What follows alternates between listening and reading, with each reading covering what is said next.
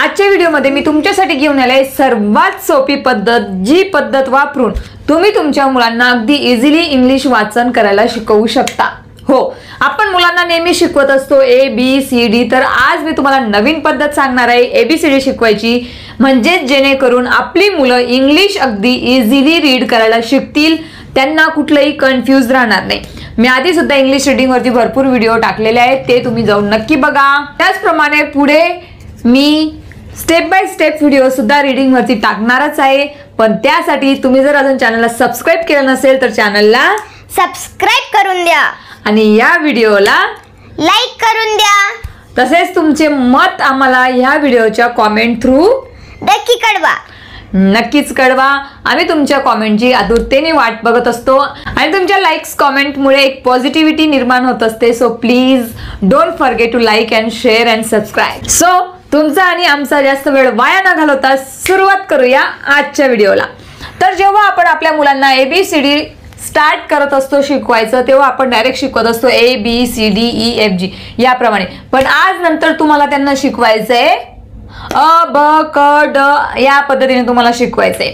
तेव्हाच मुलांना त्यांचा साऊंड क्लिअर होईल आणि जेव्हा मुलं रीड करतील तर ते त्यांचं नाव घेऊन नाही, लेटरचं नाव घेऊन नाही, तर साऊंड त्यांचं लक्षात घेऊन त्यांनी वाचन करायला पाहिजे। तर फोनिक साऊंड म्हणजे काय की फोनिक साऊंड जर आपण मुलांना शिकवले तर मुलं रीडिंग करायला एकदम लवकर शिकून जातात। फोनिक साऊंड हे एक आपल्या लेटरचे साऊंड आहेत। जेव्हा आपण रीड करत असतो तेव्हा एक हे जे लेटर्स आहेत ते एक स्पेसिफिक साऊंड क्रिएट करत असतात, ते साऊंड म्हणजेच फोनिक साऊंड। जसे की ए हे त्याचं नाव आहे, पण ॲ हा त्याचा साऊंड आहे। चला तर मग तुम्ही कशा पद्धतीने तुमच्या मुलांना प्रॅक्टिस देऊ शकता ते आपण बघूया। ज्याप्रमाणे आता सुवानी रीड करेल त्याचप्रमाणे तुम्हाला तुमच्या मुलांकडून रीड करून घ्यायचंय। तुम्ही या व्हिडिओचा स्क्रीनशॉट घेऊ शकता किंवा एक नोटमध्ये किंवा डायरीमध्ये तुम्ही हे नोट करून घ्या, लिहून घ्या। तर आजच्या व्हिडिओमध्ये आपण मुलांना हे जे फर्स्ट लेटर आहेत त्यांचा साऊंड आपण मुलांना इंट्रोड्यूस करत आहोत।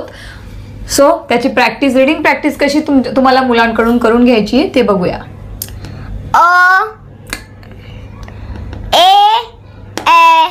Apple, ant. B, bug, bat. C, cat, cut. आता बघा, आपण मुलांना काय करतोय, जो फर्स्ट लेटरचा साऊंड आहे तो आपण मुलांना इंट्रोड्यूस करतोय। ऍपल, ॲन्ट, बी बग, बी म्हणजेच त्याचा साऊंड मुलं वाचतायत बॅट, सी कॅट, कट। आता बघा, सी चा साऊंड क, ए चा साऊंड ॲ, क ॲ आणि टी चा साऊंड ट, क ॲट कॅट। या पद्धतीने तुम्ही मुलांना अगदी बेसिक पासून आपण शिकवत आहोत, म्हणजेच मुलं अगदी 2 लेटर 3 लेटर 4 लेटर वर्ड जेव्हा रीड करतील तेव्हा कन्फ्यूज होणार नाही। Okay, let's continue. सी वर होते, सी नाही झालंय। C cat, cut. D dog, dug. जेवली ना, जोरात वाच। E elephant, this is a A. Then elephant, egg. F for fun. G gun, gus.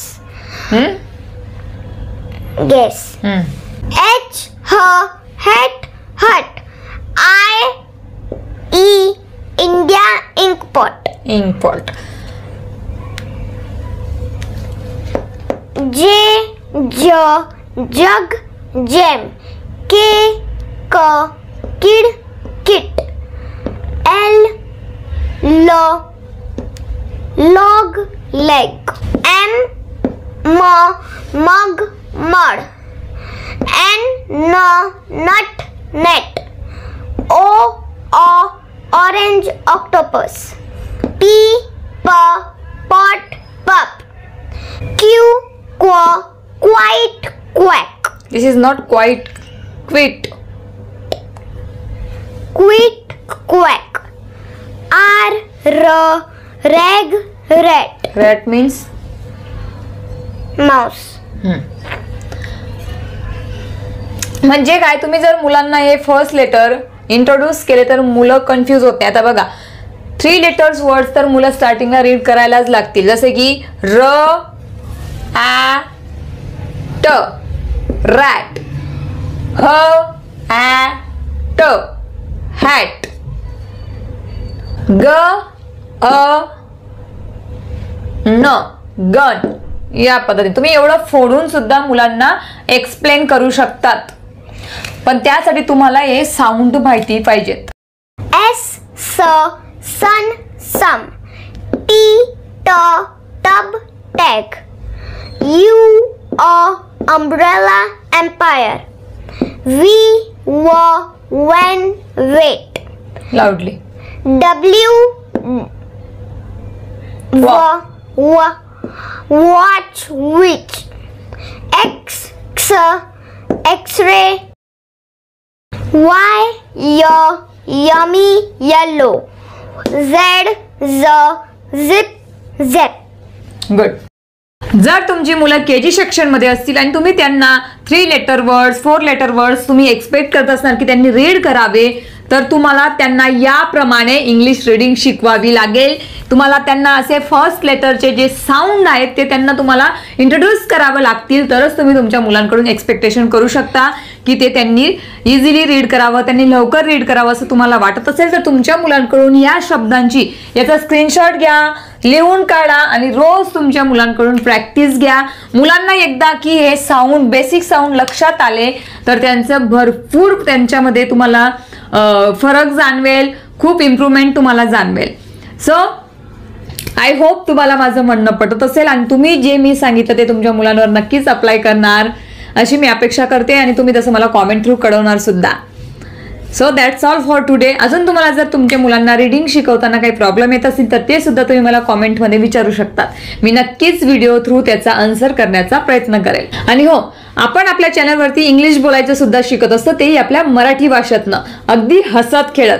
त्यासाठी मी एक कोर्स सुद्धा स्टार्ट केला आहे. किती डेज झाले आपला कोर्स स्टार्ट करून? Day 3 डेज झालेले आहेत. डे 3 पर्यंत मी व्हिडिओ अपलोड केलेले आहेत आणि लवकरच डे 4 सुद्धा अपलोड करणार आहे. हा कोर्स एकदम 0 लेवल पासून जे इंग्लिश शिकत आहेत त्यांच्यासाठी आहे. इंग्लिश बोलायचं आपण शिकणारच आहोत या कोर्स थ्रू, जर तुम्ही हा कोर्स कंप्लीट केला तर. म्हणून व्हिडिओ शेवटपर्यंत नक्की बघत जा, सगळे व्हिडिओ बघा, कुठलाही व्हिडिओ मिस करू नका. तसेच या व्हिडिओला जास्तीत जास्त लाईक आणि शेअर करा. पुन्हा भेटूया पुढच्या व्हिडिओमध्ये. Thank you.